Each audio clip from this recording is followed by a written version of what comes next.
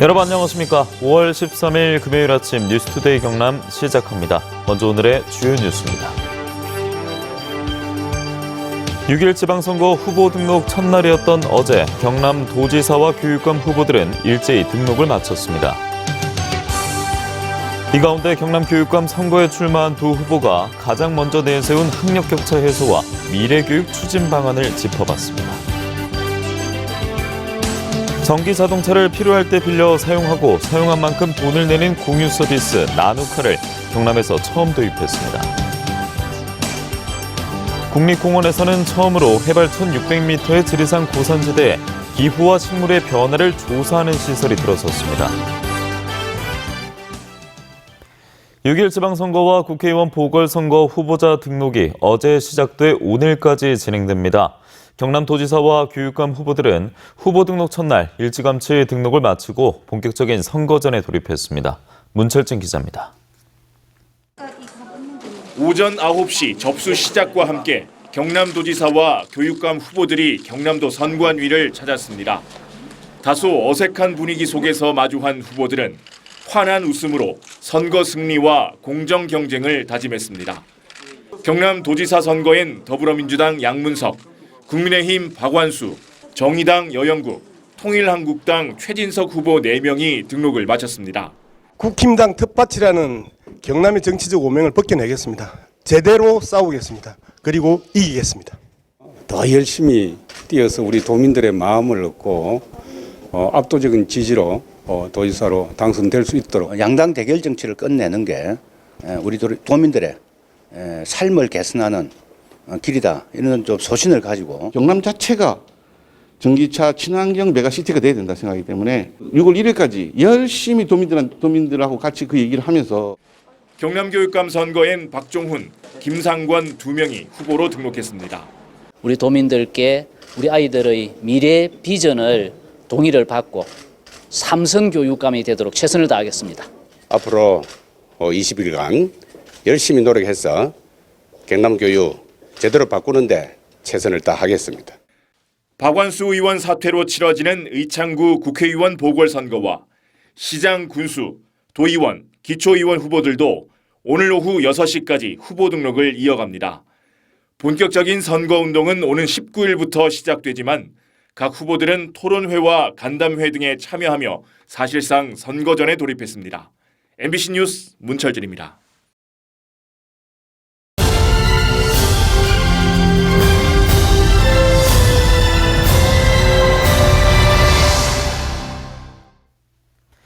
정당 공천이 없는 교육감 선거는 진보와 보수 후보 간 대결로 치러지는데 경남도 마찬가지입니다.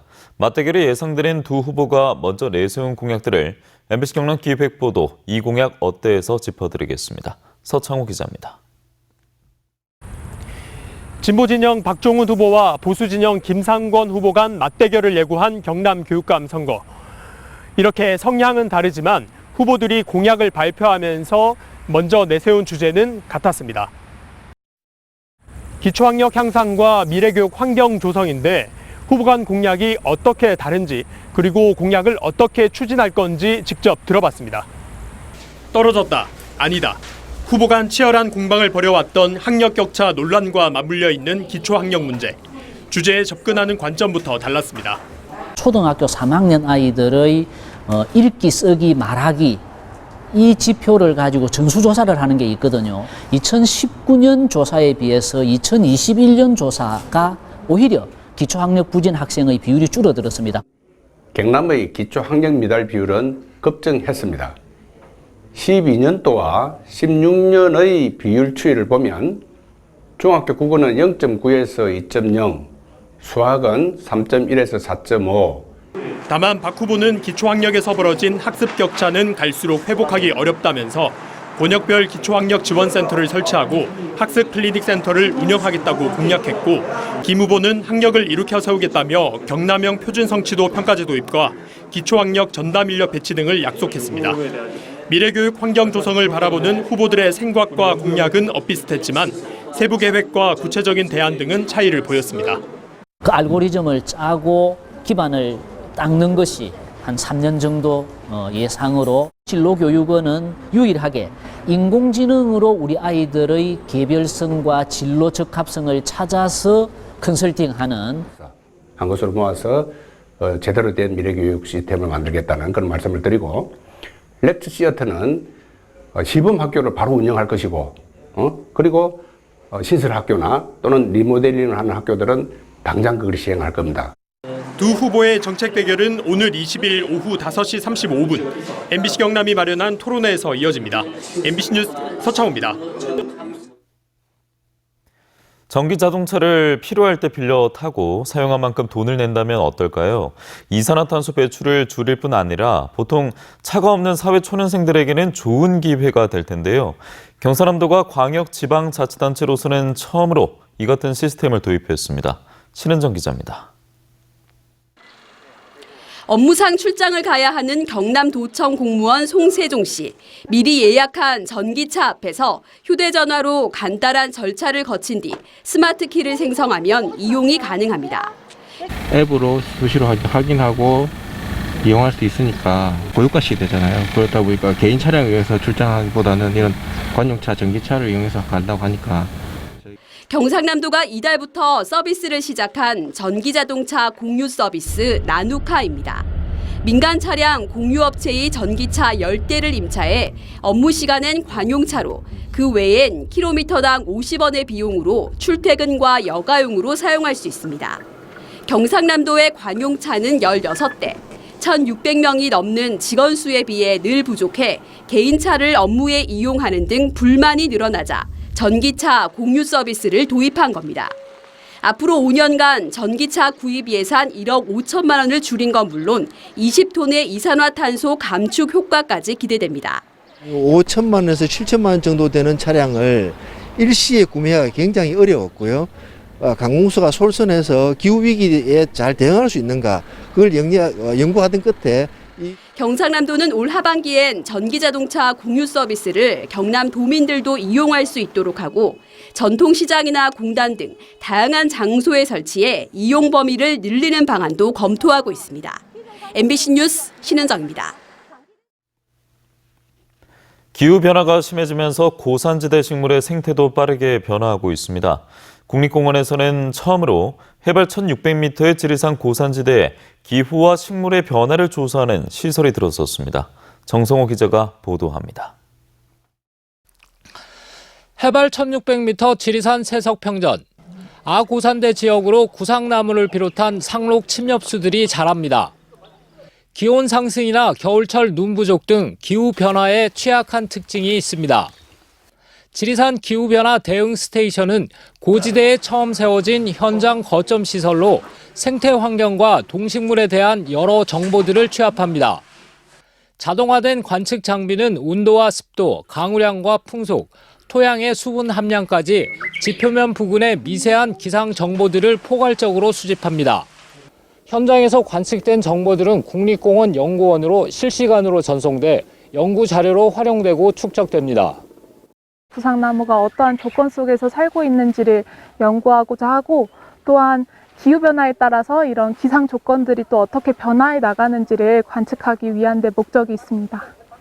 이 밖에 식물의 개화와 낙엽 시기, 동물의 번식과 성장 등 생태계 변화를 상세히 모니터링해 기후변화 대응 연구에 기초 데이터를 제공합니다. 국립공원 연구원뿐만 아니라 유관기관의 연구원, 시민과학자 등 누구나 참여할 수 있도록 하고 설악산, 오대산, 소백산 등으로 확대해 나갈 예정입니다. 국립공원공단은 아직은 척박한 국내 기후 환경 분야의 연구 토대를 다지기 위해 네트워크를 구축해 나갈 계획입니다. 실천 방안으로 공동 연구를 위한 국제 협력 프로젝트 추진과 민간 연구 공모 사업을 진행하고 시민들이 연구와 관찰에 참여하는 시민과학자 프로그램을 운영합니다. MBC 뉴스 정석호입니다.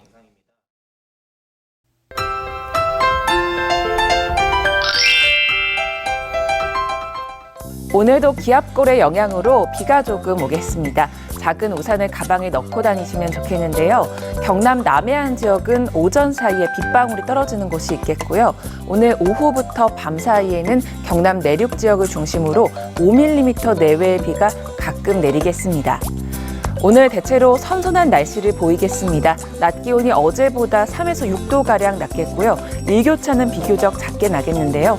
오늘 창원의 아침 기온 보시면 16도, 진주는 17도 내외로 어제와 비슷하게 시작하고요. 낮에는 창원 21도, 진주 22도까지 올라 어제보다 낮겠습니다. 위성영상 보시면 오늘 하늘빛 흐린 가운데 비가 가끔 내리겠습니다. 비가 오는 지역은 가시거리가 짧고 도로가 미끄러워서 교통안전에 유의하시길 바랍니다. 자세한 지역별 날씨입니다. 현재 기온 보시면 함안 15도, 밀양 16도 내외를 보이고요. 낮에는 밀양 22도, 양산은 21도까지 오르겠습니다. 거창의 아침 기온 15도, 산청은 16도에서 시작합니다. 낮에는 거창 20도, 합천은 21도까지 오르겠습니다. 바다의 물결은 최대 2m 안팎으로 일겠습니다. 주말에는 대체로 맑은 날씨가 예상되고요. 기온은 평년과 비슷하거나 조금 낮을 것으로 예상됩니다. 날씨 정보였습니다. 갯바위에서 바다 낚시를 할 때는 안전사고 예방을 위해 반드시 구명조끼를 착용하도록 하고 있습니다. 이를 지키지 않으면 최대 100만 원의 과태료를 낼 수 있는데 그 실상은 어떤지 이재경 기자가 현장 취재했습니다.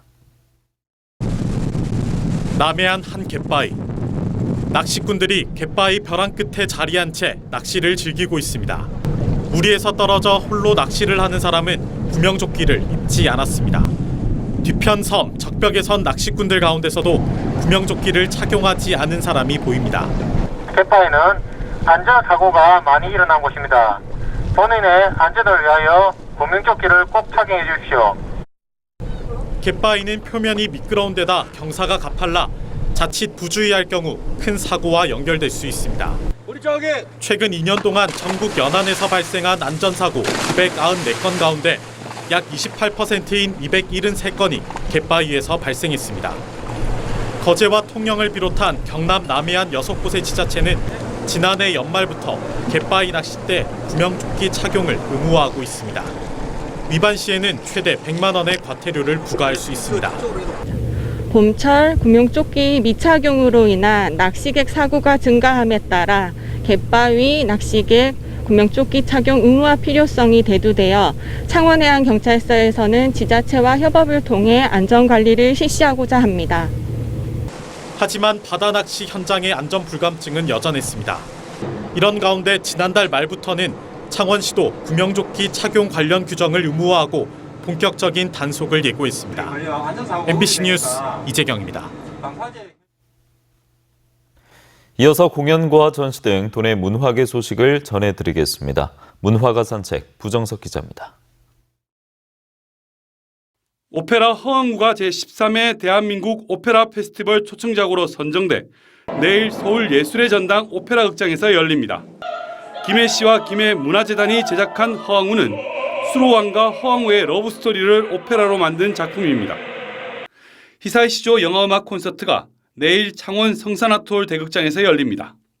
이번 공연은 위 필하모니 오케스트라가 참여해 바람의 계곡 나우시카와 이웃집 토토로, 하울의 움직이는 성 등 히사이시조의 13곡을 편곡해 관객들에게 선보일 예정입니다. 심어당 정선 박용국 문인화전이 오는 22일까지 밀양 아리랑 아트센터 전시실에서 열립니다. 이번 전시회엔 밀양 출신 정선 스님의 서예 무인화 작품 75점이 관람객들에게 선보입니다. 이상구 사진작가의 불모산 사진전이 다음 달 31일까지 창원 한마음병원 로비에서 열립니다. 이번 사진전엔 이상국 작가가 지난 20년 동안 카메라에 담은 불모산의 아름다운 모습을 사계절로 나눠 관람객들에게 선보입니다. 진주문고는 내일 중소벤처기업진흥공단 대회의실에서 소설 어서오세요 휴남동 서점입니다의 저자인 항보름 작가와 북토크를 엽니다. 북토크는 작가와의 질의응답 형식으로 진행되며 진주문고 누리집에서 신청할 수 있습니다. MBC 뉴스 부정석입니다. 다음은 투데이 경남입니다. 제3회 아리미약꽃 축제가 오늘부터 오는 22일까지 10일 동안 거창 창포원 일원에서 개최됩니다. 창녕군 귀농 창업 활성화 기본교육 개강식이 오후 2시 창녕농업기술센터 대회의실에서 열립니다. 산청군 우수농식품 온라인 수출 상담회가 오전 10시 산청 농업기술센터 대회의실에 마련됩니다. 경남 광역자활센터 찾아가는 빨래방 서비스가 오전 10시 사천읍 장전리 경로당에서 진행됩니다. 플라스틱 조화 수거와 환경 정화 활동이 오전 10시 김해 영락공원 묘원에서 펼쳐집니다. 박종훈 경남교육감 후보가 김상곤 후보는 중도 성향 지지층을 대변하는 유일한 후보로 볼 수 없다면서 창원지방법원에 중도보수 단일 후보 명칭 표현을 중단해달라는 내용의 허위사실 공표금지 가처분 신청을 냈습니다. 이에 김 후보 측은 중도보수 성향은 말할 것도 없고 진보 성향의 유권자들도 참여한 여론조사 경선을 통해 선정됐다며 통합교육감을 부르짖는 박 후보의 행동이 치졸하다고 반박했습니다. 국민의힘 경남도당 공천관리위원회가 의령군수의 후보를 공천하지 않기로 결정했습니다. 서울 남부지법은 지난 9일 김정권 전 의원이 국민의힘을 상대로 제출한 의령군수 경선 효력 가처분 신청을 인용해 국민의힘 오태환 의령군수 후보자 추천 효력을 정지했다고 밝혔습니다. 이에 따라 오태환 후보는 무소속 출마를 선언했으며 의령군수 선거는 김충규, 손호연 후보와 함께 무소속 3명의 대결 가능성이 높아졌습니다. 민주노총 경남본부가 경남노동자 선거대책본부를 출범시켰습니다. 진보당 정혜경, 정의당 이소정 후보를 비롯한 민주노총 후보들과 양경수 민주노총 위원장 등이 참석한 가운데 6일 지방선거 승리를 위한 결의대회도 함께 열었습니다. 민주노총 경남본부는 민주노총 후보 11명과 민주노총 지지 후보 11명을 발표한 바 있습니다. 마산의료원이 코로나19 발생 2년 3개월 만에 일반 병상을 확대하고 정상 운영에 들어갔습니다. 지난 2020년 2월 감염병 전담병원으로 지정된 마산의료원은 전체 298개 병상을 코로나19 확진자를 위해 사용했다가 최근부터 감염병 전담 병상은 87개로 축소하고 간호-간병 통합서비스 병동과 일반 병상을 178개까지 확대했습니다. 도내 고용시장이 회복세를 보이고 있습니다. 동남지방통계청이 발표한 지난달 경남 고용 동향에 따르면 취업자 수는 지난해 같은 기간보다 0.8% 늘어난 176만 3천 명으로 올해 들어 고용률이 꾸준히 증가하는 것으로 나타났습니다. 다만 늘어난 일자리 절반이 60대 이상에 해당하며 30, 40대는 소폭 증가에 그쳤습니다.